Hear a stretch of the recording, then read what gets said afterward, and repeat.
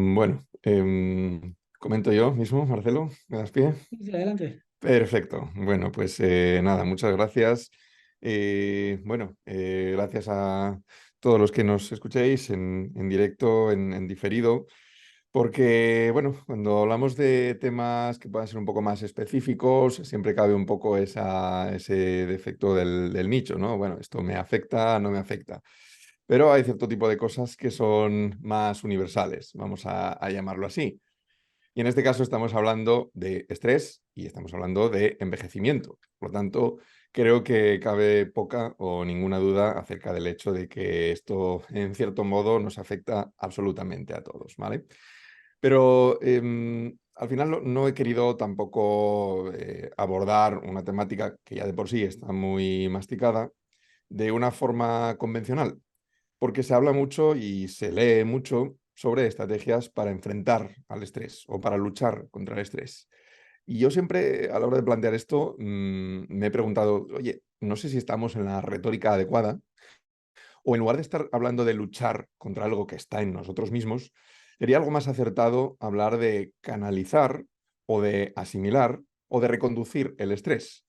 Y las cosas van un poco por ahí, ¿vale? Lo primero que vamos a hacer es definir de qué estamos hablando. Lo segundo que vamos a hacer es definir por qué y cómo es de importante en el contexto del envejecimiento, ¿vale? Tanto a nivel visible, lo que podemos ver desde fuera, como lo que está sucediendo en nuestros tejidos. ¿Y por qué me estoy refiriendo a ese planteamiento, ¿no? de una búsqueda del equilibrio más que de una confrontación o de una lucha? Porque al final estamos hablando de algo que, como decía antes, está dentro de nosotros y tiene una razón de ser.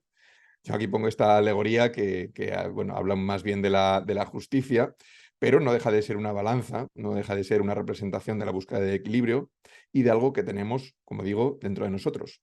Y cuando digo dentro de nosotros, no refiero a otra cosa que no tiene por qué ser algo malo. Es decir, el estrés, igual que el dolor, tiene su razón de ser, tiene su función biológica y lo que no podemos o no deberíamos es tratar de erradicarlo, sin más. De hecho, el estrés, de forma medida, de forma, vamos a decir, controlada, es beneficioso e incluso necesario. Es algo que tenemos como herencia de la evolución para enfrentarnos a situaciones complicadas que quizás hace siglos podríamos estar hablando de enfrentarnos a situaciones de lucha o huida.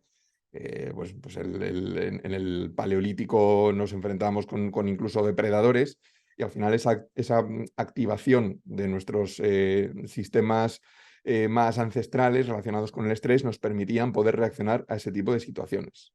Entonces hay que diferenciar mucho aquí el estrés agudo y el crónico, ¿vale? Vamos a ver que ahora no me permitía avanzar por aquí. Bueno, lo primero que vamos a hacer, y antes de ponernos aquí a zambullirnos en la evidencia científica, es hablar de dos conceptos muy sencillos, aunque tengan un nombre un poco rimbombante, que son homeostasis y hormesis. No es el nombre de dos millonarios griegos, es el nombre de dos palabras, dos conceptos relacionados con nuestra fisiología o con nuestro metabolismo, en cierto modo. Entonces, la homeostasis, que viene evidentemente del griego, de homos, homeos y estasis, es como buscar esa estabilidad que se encuentra de forma similar entre dos estados. Digamos que encontrar el equilibrio, aquello que estamos mostrando un poco en esta balanza, y que todos los sistemas metabólicos del organismo tienden a buscar esa homeostasis, esa situación de estar en equilibrio entre lo que se consume y lo que se genera, entre lo que se crea y lo que se destruye. ¿Vale? Esto es algo más complejo y que aborda muchísimos sistemas, pero a grandes rasgos es un poco en lo que consiste. ¿Y por qué he hablado también de la hormesis?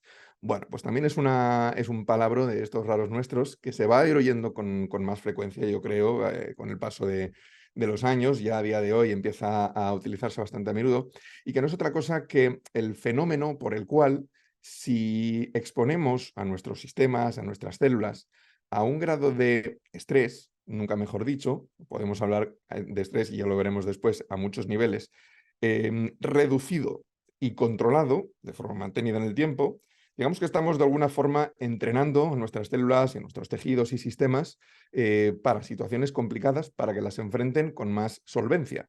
Entonces, eso, digamos que de forma mantenida en el tiempo, nos va a permitir poder ser más eficaces a la hora de combatir ese tipo de situaciones, ¿vale?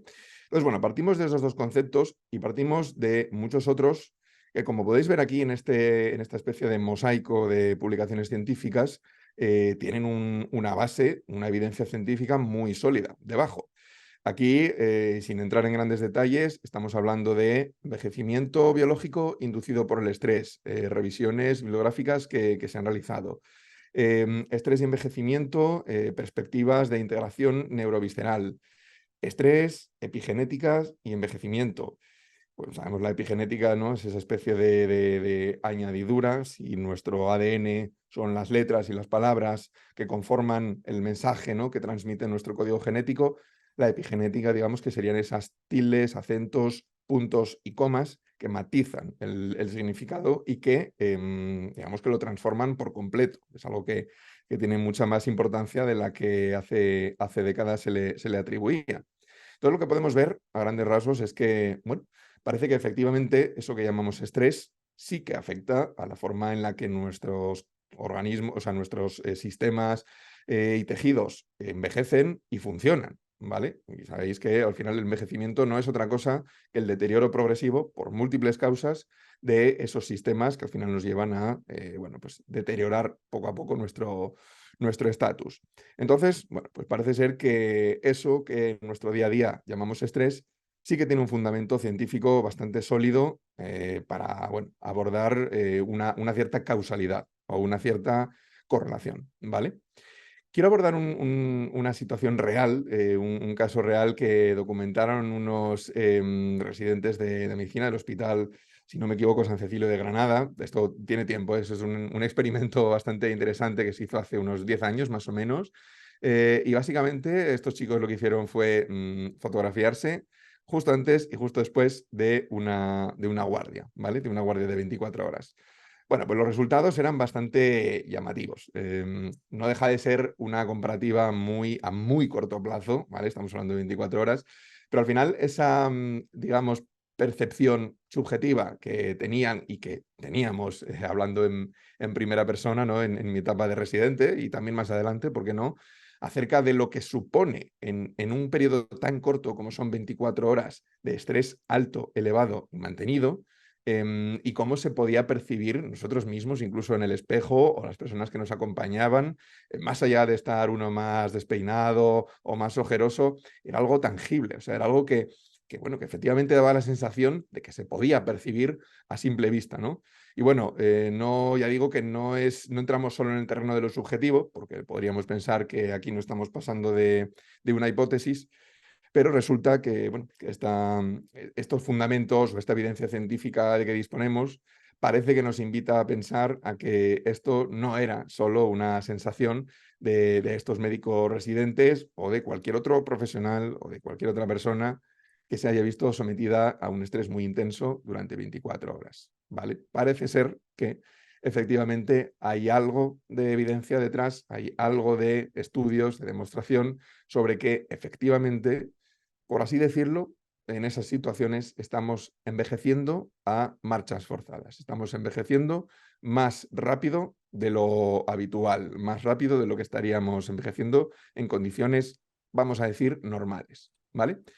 Vamos a entender entonces qué es eso del estrés. Cuando estamos hablando del estrés, vale, todos más o menos nos ubicamos y entendemos de una manera cotidiana qué supone el estrés. Todos nos hemos sentido estresados en una situación u otra. ¿Vale? Al final lo describimos como una situación no agradable, en la cual estamos en tensión, estamos en una situación que nos obliga a estar pendientes y que nos desgasta, en cierto modo, ¿vale? Desde un punto de vista subjetivo, independientemente del motivo, que luego nos iremos al plano un poco social, de si se trata de una acumulación de trabajo, de un estrés emocional por una situación complicada o de cualquier tipo de fuente de estrés que en nuestro día a día nos pueda afectar. Pues bueno, en nuestro organismo lo que sucede ni más ni menos es una, como en tantos otros procesos metabólicos, una cadena, una cadena de acontecimientos en la cual, pues bueno, desde el sistema nervioso central, es la centralita donde ocurre todo, una región muy concreta que se llama la amígdala, interpreta esa situación de amenaza, esa situación desagradable envía una orden al hipotálamo y, bueno, pues lo que vemos aquí un poco a la izquierda, ¿vale? Se produce esta molécula llamada CRH, esta llega a la glándula pituitaria, se produce esta otra, se llama ACTH, para que no vayamos solo con siglas, que siempre es un poco más complejo. A esta ACTH podemos llamarla corticotropina, ¿vale? O podemos llamarla también un poco directora de orquesta, en cierto modo, porque aquí nos vamos a este efecto, pero bueno, nos dedicaríamos una clase entera de endocrinología para hablar de la corticotropina y sus efectos metabólicos en sí mismos. Aquí vamos a ir al grano de aquello de lo que estamos hablando y de cómo esta corticotropina llega hasta las glándulas suprarrenales, donde se libera el cortisol, el soldado raso, el encargado de empezar a movilizar las cositas, a que empiece a suceder en nuestro cuerpo todo lo que tiene que suceder para ponernos en guardia, por así decirlo, ¿vale? ¿Qué hace el cortisol a distintos niveles? Pues bueno, por un lado, aumentar la glucosa disponible, ¿vale? Actúa tanto a nivel del hígado como a nivel de los músculos y dice, venga, tenemos que sacar glucosa para tener a los músculos listos para luchar o huir. Al mismo tiempo, desvía el flujo sanguíneo de, digamos, vísceras, que en ese momento no son tan necesarias, como todo el tracto digestivo, por ejemplo, y lo desvía efectivamente a los músculos, a nuestros sistemas de reacción, ¿vale? O sea que básicamente lo que está haciendo es priorizar. Por la misma razón, unos niveles elevados y mantenidos de cortisol también disminuye la eficacia de nuestro sistema inmune, de nuestras defensas. Entonces, como podemos ver, son varias cosas las que están sucediendo en el organismo que tienen su razón de ser, que nos preparan para esa situación potencialmente adversa, sea a nivel físico o sea a nivel psicológico, pero que tienen un coste. Que cuando liberamos este cortisol y lo mantenemos elevado en nuestro torrente sanguíneo, esto tiene un coste. Y no hablamos de un coste en euros, no hablamos de una factura que ya nos llega al banco, sino de una factura que nos llega a nuestra salud. Y en última instancia, como decía, a nuestra situación de juventud versus envejecimiento, ¿vale? Bien, vamos a ver si me deja avanzar. Vale, los que me conocéis, ya habéis escuchado alguna otra charla, sabéis que me gusta mucho recurrir a un paper clásico, o más bien dos papers, dos publicaciones clásicas del doctor López Otín, una referencia mundial, sobre todo en investigación genética y también en lo que respecta a la edad y el envejecimiento, y que bueno, que además pertenece a mi parroquia, a la Universidad de Oviedo. Y bueno, estos papers fueron referencia en su momento. Digo en su momento porque el de la izquierda, que se titula The Hallmarks of Aging, digamos que las señas de identidad o las marcas del envejecimiento, se publicó en 2013 en la revista Cell. Y el de la derecha, que lleva el mismo nombre con el añadido de Un universo extendido, se publicó exactamente 10 años después, es decir, en este año 2023. Y lo que hacía era una especie de actualización o digamos, de ampliación de lo que había hecho en la publicación previa. Básicamente, ese título hace referencia ni más ni menos a el crisol de causas específicas por las cuales a nivel celular y a nivel genético, tisular, etcétera, envejecemos, ¿vale? Se hablaba de varios mecanismos, hablaba de inestabilidad genética, del acortamiento de los telómeros, esas partes que están a los extremos de los cromosomas que se van acortando con el tiempo y que en algunos parámetros nos sirven como reloj biológico. Se hablaba de alteraciones epigenéticas y bueno, como podéis ver a la derecha, sobre la base de lo que ya teníamos, se han añadido algunas otras causas o algunas otras mecanismos como comunicación celular alterada, disbiosis, etcétera, y se han clasificado un poco como en tres partes, causas primarias, integrativas y antagonísticas. Bien, no nos vamos a meter en esto en detalle porque nos daría para otras 2 o 3 charlas como mínimo, pero a mí siempre me gusta hacer referencia a esto cuando hablamos de cualquier aspecto, en este caso hoy lo que nos ocupa, el estrés, y su relación con el envejecimiento. Porque esto es una especie de piedra de Rosetta, es una especie de referencia de Biblia o diccionario, llamémoslo X, que nos permite ver a qué niveles estamos hablando, ¿vale? Cuando hablamos de cómo se afecta al envejecimiento, la pregunta evidente es, vale, muy bien, estamos afectando el envejecimiento para bien o para mal, pero principalmente a qué niveles, a través de qué mecanismos. Bueno, pues aquí es donde nos llevamos algunas de las sorpresas más importantes a nivel de conclusiones, a nivel de qué mecanismos estamos activando. Porque resulta que el estrés activa muchos de estos de una forma más directa o de una forma más indirecta. En realidad, en cierto modo, estamos hablando prácticamente de todos ellos. Y ahora vamos a ver un poco por qué, ¿vale? Estamos hablando de que uno de los mecanismos de envejecimiento más conocidos y más descritos y que nos sirven en cierto modo también como brújula, como reloj, a la hora de determinar cómo y cuánto y a qué ritmo estamos envejeciendo, son esos famosos telómeros, ¿vale? Volviendo un poco a la imagen previa, los cromosomas que tienen esta forma de X que nos es tan familiar, en sus extremos tiene unas formaciones, que son genéticas también, que habitualmente pues, tienen una serie de codones, de tríos de estructura de ácidos nucleicos que se repiten y que sirven un poco como, entre comillas, protección, vamos a decirlo así. Por la evidencia científica de que disponemos, sabemos que el acortamiento progresivo de esos telómeros es un marcador inequívoco del envejecimiento, ¿vale? Y de hecho es una de las dianas terapéuticas a las que se está recurriendo en temas de anti-aging, pero bueno, evidentemente eso tiene todavía mucho recorrido. Y como podemos ver, resulta que el estrés aquí en esta película también ha decidido meterse, ¿no? Vemos aquí esta publicación si no me equivoco, es de 2022, sí, aquí de enero del año pasado, que nos habla de estrés y acortamiento de los telómeros, insights o conclusiones de los mecanismos celulares. Hay una, no me voy a meter en detalle en los estudios, solo quiero mencionar el hecho de que hay evidencia científica al respecto, pero parece ser que, lo dicho, que los mecanismos que activamos con el estrés, que las consecuencias de ese cortisol liberado que está realizando todas esas procesos en el organismo, esa liberación de glucosa, con sus consecuencias, esa disminución de las defensas, esa aceleración del estrés oxidativo con el que pasaremos ahora a continuación, etcétera, pues tiene esta consecuencia entre muchas otras. Entonces, ahí tenemos un punto. Hablamos del estrés oxidativo, que de hecho cuando hablamos solo de estrés a secas, muchas veces tendemos a pensar en este en particular, en la medicina, pero en realidad la palabra es mucho más amplia. Hablamos de estrés en general, es un vocablo que viene del inglés, que tiene una raíz común con el latín, que sería strictus, ¿vale? Y que habla de esa presión, de esa situación adversa o percibida como adversa.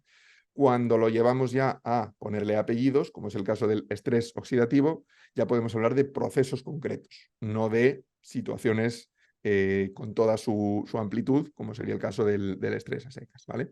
Entonces, bueno, ¿qué es el estrés oxidativo? Pues ni más ni menos que la consecuencia de los radicales libres del oxígeno, que son particulitas que vemos aquí en la imagen, consecuencia del metabolismo normal del organismo. Nosotros necesitamos oxígeno, por eso respiramos, para que nuestras células puedan generar energía, para que nuestras células, a través de las mitocondrias, etcétera, pues puedan producir ese ATP, que es nuestra energía.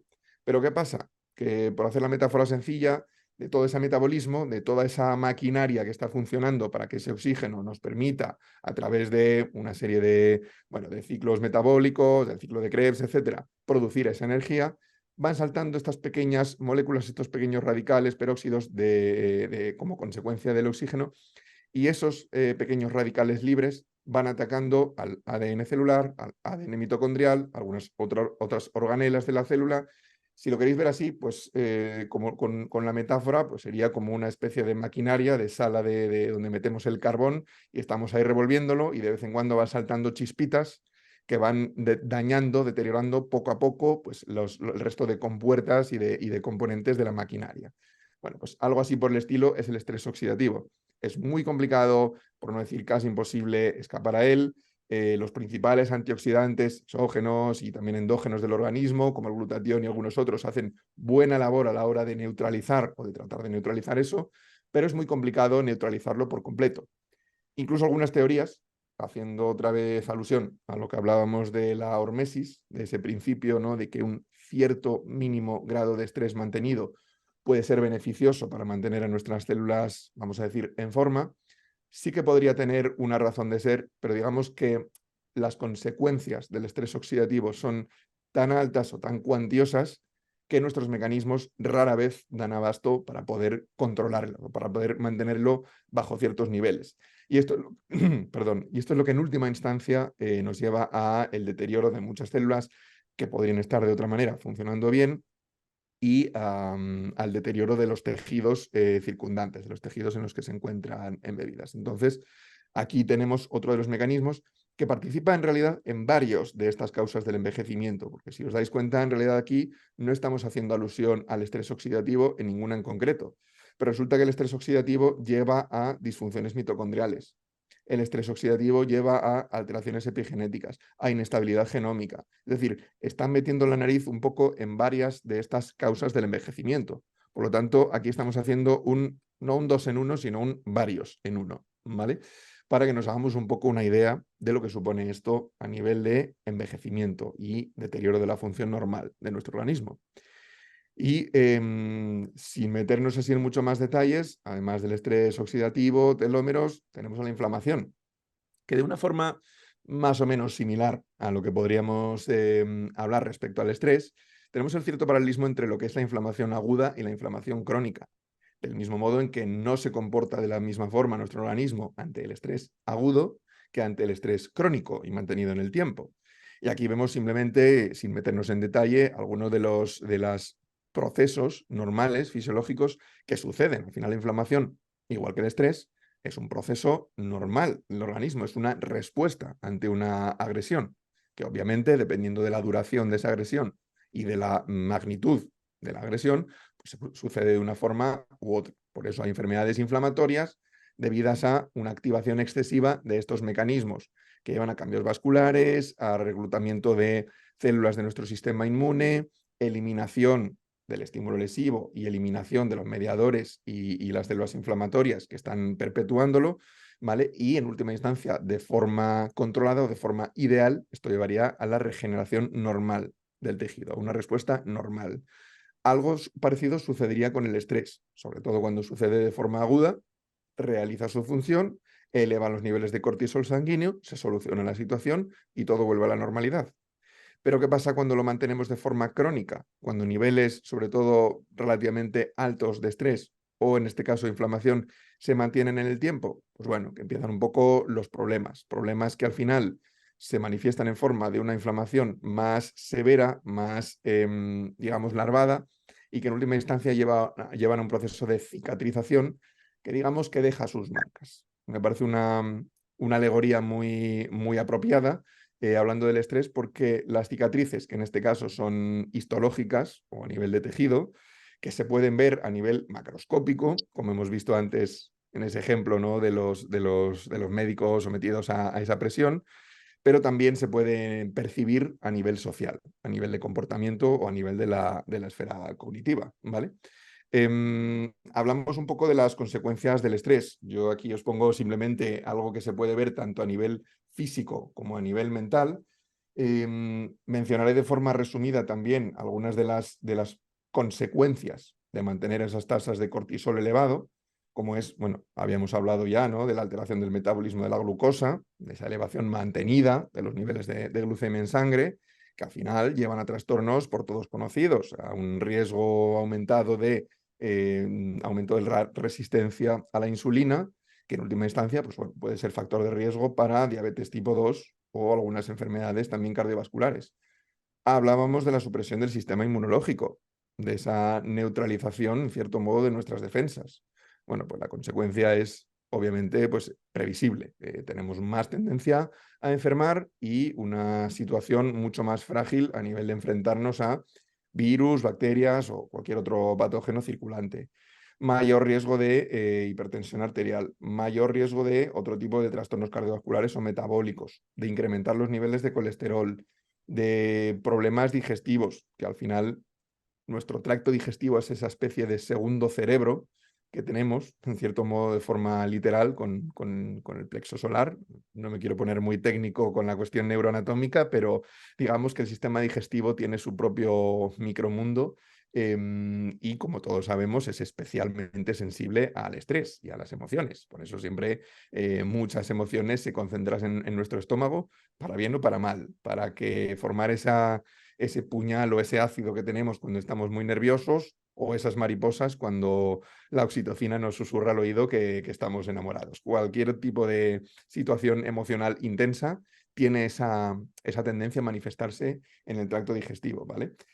Alteraciones del sueño. Al final abordaremos también alguna de las implicaciones prácticas que puede tener esto, ¿vale? Digamos que ese alter ego del cortisol durante el día, que es normal tener más alto porque estamos en actividad, en la noche sería el equivalente de la melatonina, que a todos nos sonará o a muchas personas nos sonará, casi más como suplemento, sin ser conscientes de que, por supuesto, forma parte de nuestra fisiología normal, ¿vale? Entonces, digamos que alterar los pulsos de ese cortisol, sea durante el día o sea durante la noche, sobre todo durante la noche, que es cuando más nos altera nuestros ritmos circadianos normales, obviamente va a llevar a problemas del sueño.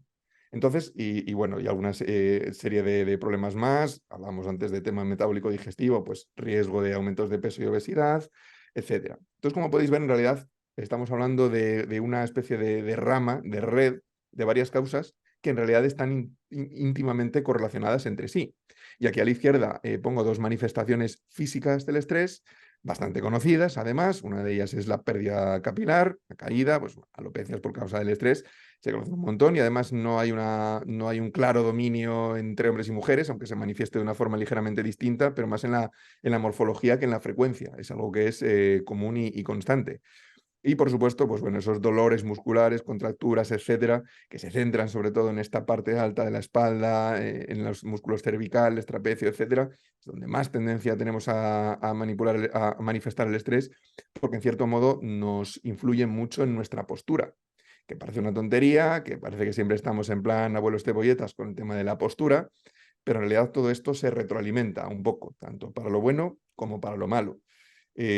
Obviamente, mantener una postura erguida y relajada en sí mismo no es o no suele ser una solución para el estrés, pero hacer lo contrario sí que puede formar parte del problema y sí que puede ser algo de lo que nos esté retroalimentando ese problema. Pasarnos todo el día encorvados, sea por cuestión de postura a la hora de escribir en el ordenador o por la causa que sea, aumenta ese riesgo de estar limitando nuestra capacidad de respirar y de ventilar en condiciones, de sufrir esas contracturas por el estrés mantenido, etcétera. Digamos que es causa y en algunas ocasiones también consecuencia al mismo tiempo.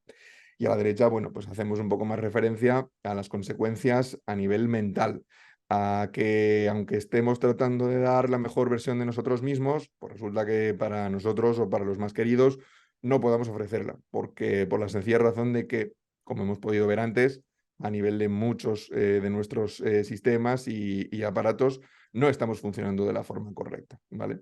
Y volvemos otra vez al mismo paradigma.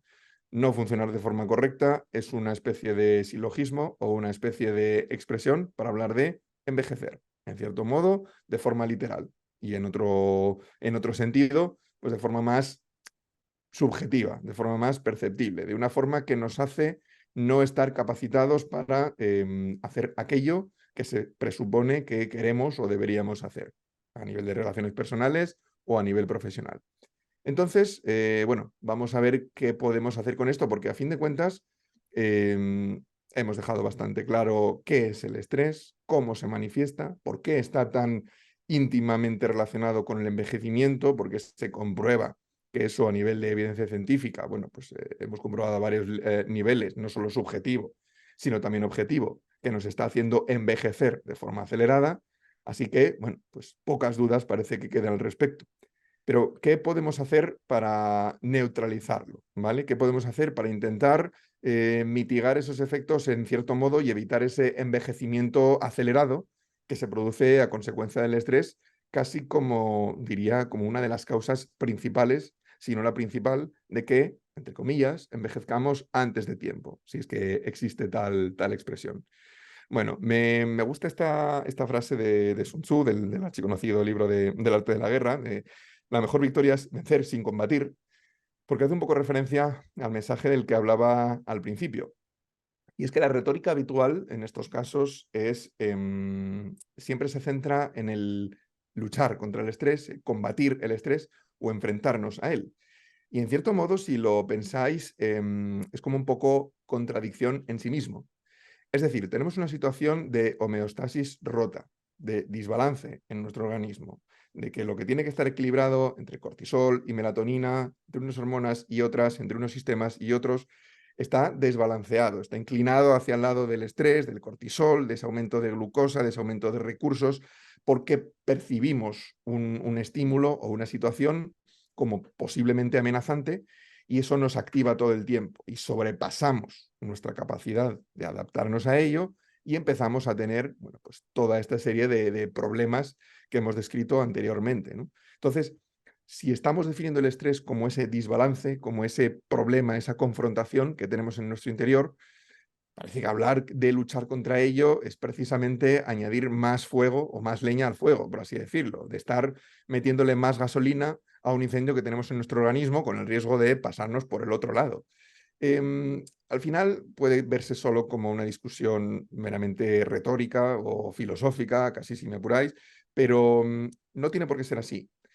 Y es que cuando estamos hablando de estrategias que incluyan un poco lo psicológico, lo consciente, cuando estamos tratando de nivelar de forma consciente, para ponernos ya más neuroanatómicos, con nuestro córtex prefrontal, con nuestra corteza cerebral de la parte prefrontal, que es la que más tiene que ver con nuestra voluntad, con lo que conscientemente queremos hacer, y estamos tratando a través de esa región de modular, ya digo, no neutralizar ni enfrentar, sino modular lo que nos está llegando a nivel de señales de nuestro cerebro más ancestral, de nuestro cerebro más reptiliano, que es una expresión que siempre me gusta utilizar, ¿vale? Del valeocórtex, de la amígdala, de eso que instintivamente percibimos como una amenaza o como una situación adversa. Lo mejor que podemos hacer es entendernos, autoescucharnos y obrar en consecuencia.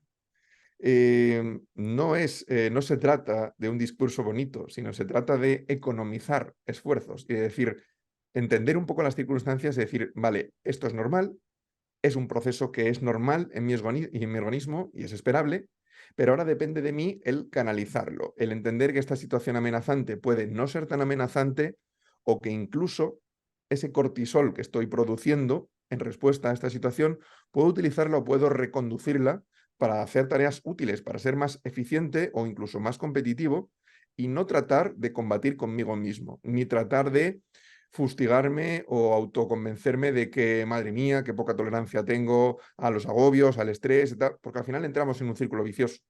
Y es un poco aquello de lo que hablaba al principio. Es precisamente de lo que tratamos de escapar. Y si a un desbalance, si a un desequilibrio lo combatimos con un impulso con mucha fuerza en la dirección contraria, lo que suele pasar con una balanza, como bien sabéis, es que nos pasemos por el otro extremo. No que encontremos ese equilibrio que supuestamente estamos tratando de encontrar, ¿vale? Entonces, aquí no voy a hablaros de soluciones milagrosas, ni esta charla tiene como objetivo daros trucos infalibles que nadie ha descubierto antes, porque esto no funciona así, no funciona para la salud y tampoco para ningún tipo de esfera, ¿no? Del control de nuestras emociones. No hay píldoras milagrosas ni hay botones de solución rápida de los problemas. Y todas las soluciones rápidas, ya os digo yo que en el organismo suelen ser poco deseables, por decirlo suave. Entonces, simplemente vamos a hacer referencia a aquello de lo que siempre se habla, pero vamos a ponerlo en contexto. Vamos a hacer que lo entendamos y que lo asimilemos para saber por qué unas cosas funcionan y otras no. Porque al final estamos a día de hoy muy habituados a escuchar esa frase de la medicina de precisión y parece que siempre pensamos, por ejemplo, en la genética, en el ADN, ¿no? En poder personalizar tratamientos porque analizamos el ADN de una persona. La personalización va mucho más allá, va a todos los niveles, va de la genética, la epigenética, nuestro microbioma, las bacterias que tenemos en el organismo, pero también cómo pensamos, cómo nos relacionamos. Todas esas capas de información nos definen como pacientes y como personas sanas también, en los equilibrios y en los desequilibrios. Entonces, si queremos personalizar, no tiene sentido que queramos buscar, sí, perfecto, tratamientos que se dirijan a una diana genética concreta con según qué mutación particular de esa persona, y sin embargo estemos enfocando algo tan complejo como el estrés de la misma manera para todo el mundo. Lo mismo aplica para cualquier otro tipo de tratamiento. Al final, la personalización que aunque suene tremendamente costoso y complicado, es lo que más sentido tendría y lo que en última instancia nos permitiría ser mucho más eficientes en la atención sanitaria, ¿vale?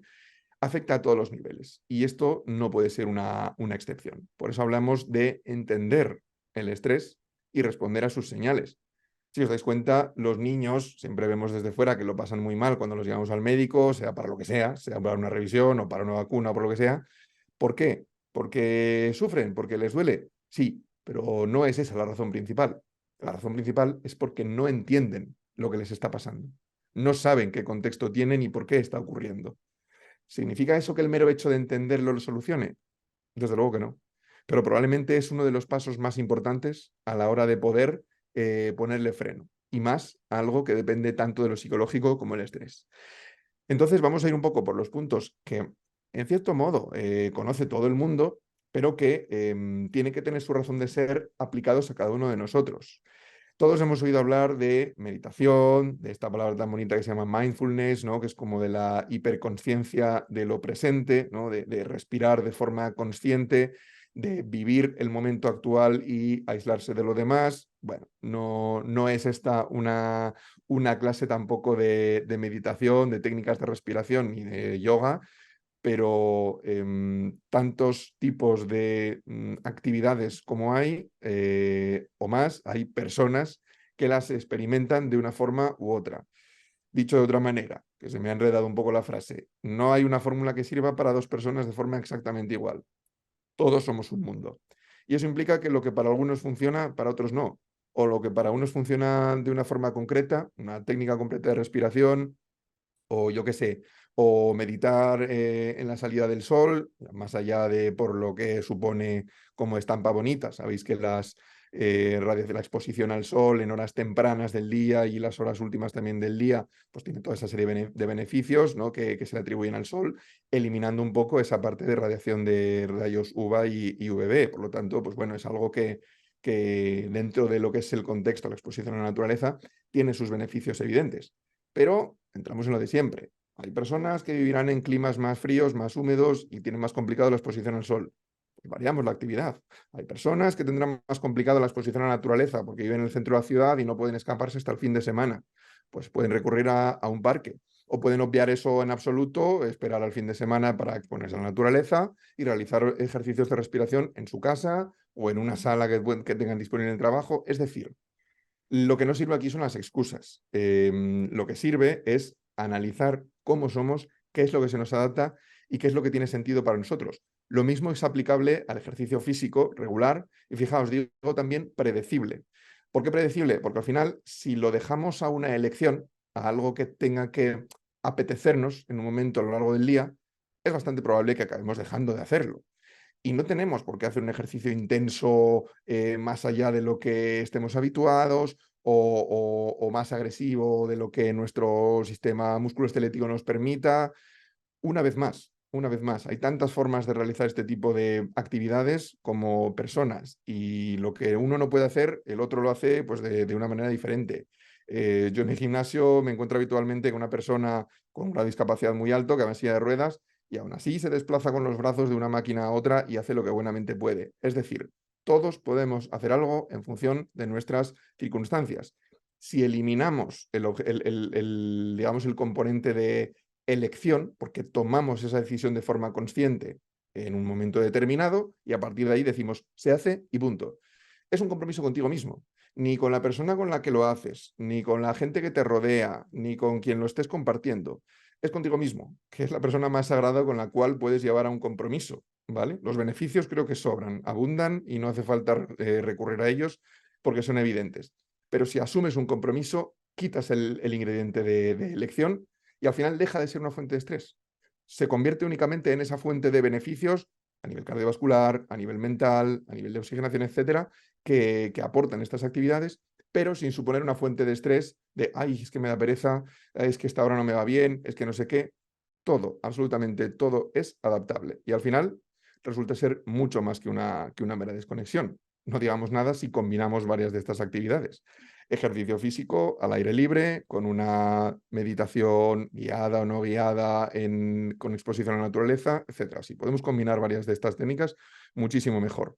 Y hablo aquí del apoyo social como espada de doble filo, porque al final lo que puede ser probablemente el ingrediente más potente para enfrentarnos al estrés, que es un adecuado, repito, adecuado apoyo social, si no es así de adecuado, puede terminar siendo ese arma de doble filo que, y no voy a meterme en algo que conocemos todos, las compañías tóxicas o las relaciones que nos están diciendo si estás estresado, pues tus motivos tendrás, no con estas palabras necesariamente, pero ese mensaje, o si estás estresado, deja de estarlo porque al final me estresas a mí también, etcétera. Creo que es muy sencillo identificar aquellas interacciones que no nos están produciendo ninguna sensación de bienestar.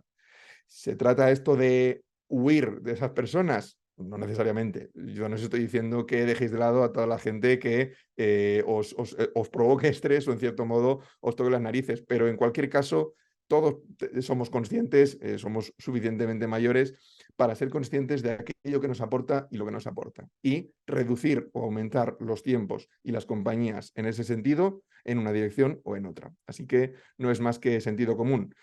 Y por darle una última vuelta de tuerca, bueno, pues nos podríamos ir ya como posibles complementos, insisto, complementos, creo que las principales armas son las que hemos manejado antes, pero complementos, pues bueno, a la suplementación, aquí ponemos esta molécula maravillosa que es la melatonina, ¿vale? Que se produce en la glándula pineal y que es un poco, como decía antes, la contrapartida del cortisol, ¿vale? Existe suplementación, existen precursores, incluso otro tipo de precursores que incentivan también la producción de melatonina. Esta publicación que he puesto aquí, que es sobre una sustancia que probablemente algunos habéis escuchado, que es la raíz de ashwagandha, que también tiene bueno, una evidencia científica bastante sólida en adultos a la hora de manejar el estrés. Entonces, bueno, pues introducirnos un poco en este complejo mundo de la suplementación con este tipo de sustancias que nos pueden ayudar un poco a negociar, vamos, a gestionarlo. Aquí ponemos esta adorable y entrañable abuela alucinando en colores con la tecnología, porque a fin de cuentas también puede ser una, no diría escapatoria, sino una forma, como os decía antes, de recanalizar o reconducir ese estrés. Y de hecho es algo que ya se está utilizando, no solo en personas de edad avanzada, sino también en poblaciones muy sensibles, como pueden ser las personas en cuidados paliativos o personas con ingresos hospitalarios prolongados. Al final no deja de ser una especie de estímulo agradable para los sentidos que puede servir en cierto modo de evasión momentánea, por qué no decirlo, y que eso nos permita reconducir ese estrés y esos pulsos elevados de cortisol en una muy agradable experiencia que dependa únicamente de nuestra dopamina endógena y de nuestra serotonina y que nos aumente un poco esa sensación de bienestar, que nos ayude a recalibrar y reprogramar un poco las cosas.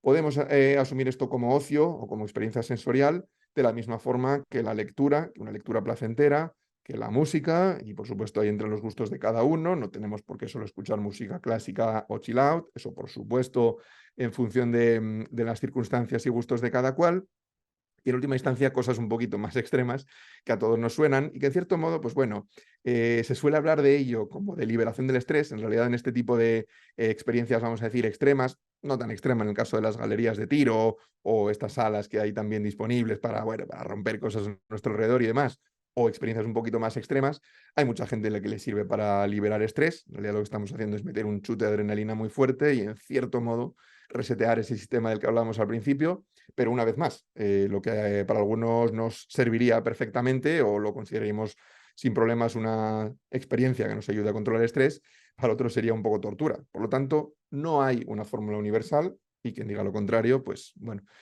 miente como un bellaco porque somos así de complejos los seres humanos. Entonces, por ir terminando un poco y dejar un poco de margen por si queréis hacer algún comentario o lo que sea, si no es en directo, puede ser perfectamente en diferido. Hemos hablado desde el principio del estrés como una señal, como un mensaje de nuestro organismo y no como un enemigo contra el que tengamos que luchar. Es decir, es un proceso normal, igual que el dolor, igual que la inflamación, y lo que tenemos que hacer es asegurarnos de que no se sale de madre, de que no se aumenta en intensidad y se mantiene en el tiempo, porque al final las consecuencias a nivel de nuestro envejecimiento, si queremos, en este caso sí, luchar contra ese envejecimiento o queremos llevarlo de la manera más sana y más retrasada posible, estamos realmente echándonos piedras contra nuestro propio tejado. Entonces es fundamental esa comprensión integral de lo que supone el estrés en el envejecimiento. Es fundamental darnos cuenta a cuántos niveles está actuando y lo importante que es. Y que no importa, en cierto modo, la suplementación que tomemos, las medidas que tomemos o la química que estemos metiendo en nuestro organismo, si al mismo tiempo nosotros estamos siendo nuestros propios boicoteadores a la hora de mantener una buena salud. Es que poníamos el ejemplo de estos chicos de las guardias en el hospital, como podemos poner cualquier ejemplo a nivel profesional, emocional, lo que sea, pero es que no nos hacemos una idea, más allá de lo que salta a la vista, de lo que supone el estrés para el envejecimiento. O sea, creo que no exagero a la hora de decir que probablemente sea por sí solo uno de los fenómenos que más acelera el envejecimiento. Por lo tanto, no estamos hablando solo de apariencia externa, sino de nuestra funcionalidad, de lo que nosotros podemos llegar a producir a nivel profesional, a nivel personal, etcétera, y de cómo podemos llegar a funcionar. No hablamos solo de longevidad en términos absolutos, como siempre decimos aquí en Vitalistas, sino en términos cualitativos. Es decir, no se trata de añadir años a la vida, sino vida a los años. Y con situaciones de estrés alto mantenido en el tiempo, estamos quitando todo ello. Calidad, cantidad y capacidad de producción, de productividad. Entonces, por eso hablamos de este concepto de la autoescucha y del autocuidado como una manera de decir, entiendo lo que está sucediendo, lo puedo recanalizar o incluso esa energía extra la puedo conducir hacia fines más productivos, ¿vale? En chutes de energía ante situaciones estresantes pueden servirnos como motivación para la situación que sea, para una charla, para una presentación, una entrevista laboral, para gestionar nuestra capacidad de operativa. Tenemos muchas tareas pendientes o desafíos emocionales muy importantes. Cualquier situación, digamos que podemos aprovechar y recanalizar un poco ese exceso de cortisol para decir, vale, voy a tratar de ser la mejor versión de mí mismo, porque al final, como suele decir mi padre, si algo tiene solución, ¿para qué preocuparse? Y si no tiene solución, ¿para qué preocuparse? Parece una palabra, una expresión de mucho perogrullo, pero en realidad, si la pensamos detenidamente, tiene todo el sentido del mundo. Entonces, la manera de gestionar eso, además de entenderlo y además de reconducirlo o canalizarlo conscientemente, es nada nuevo, nada que no hayamos mencionado o que no hayáis escuchado en cierto modo antes. Hemos hablado del ejercicio físico, de la meditación, del apoyo social, de esa exposición a la naturaleza, tanto en sí misma, lo que supone a la hora de, bueno, de paz mental, de ausencia de tóxicos, como también a ese concepto, recurrimos de nuevo, de la hormesis, ¿no? De nuestra exposición breve a esa luz solar, a esa temperatura fría, o personas que hacen duchas frías por las mañanas o inmersiones en agua helada, etcétera. Ese estrés puntual, controlado, que yo decido cuándo empieza y yo decido cuándo termina, es precisamente lo que nos permite ser más flexibles después a la hora de enfrentar el estrés, tener más capacidad de adaptabilidad ante estas situaciones de amenaza.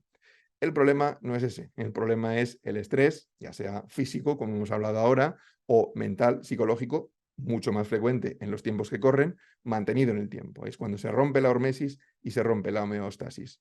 Y como decíamos antes, además de estas técnicas más naturales, habituales, pues distintas suplementaciones, actividades de ocio y nuevas tecnologías. Así que al final, lo dicho, no estamos hablando de una lucha, estamos hablando de una comprensión. En tal caso, la lucha es por entender lo que nos está sucediendo, reconducirlo hacia lo que a nosotros nos interesa y, en última instancia, asimilarlo y entenderlo como una parte de nosotros que al final, por pura inercia, termina yéndose hacia la parte que nos interesa, que es el rendimiento y la autocomprensión de nuestro propio organismo. Así que, en cierto modo, pues no luchar contra algo, sino entenderlo y reconducirlo en el sentido adecuado. Así que, bueno, eso es todo por mi parte. Muchísimas gracias por vuestra atención y nada, a vuestra entera disposición para cualquier tipo de duda o comentario.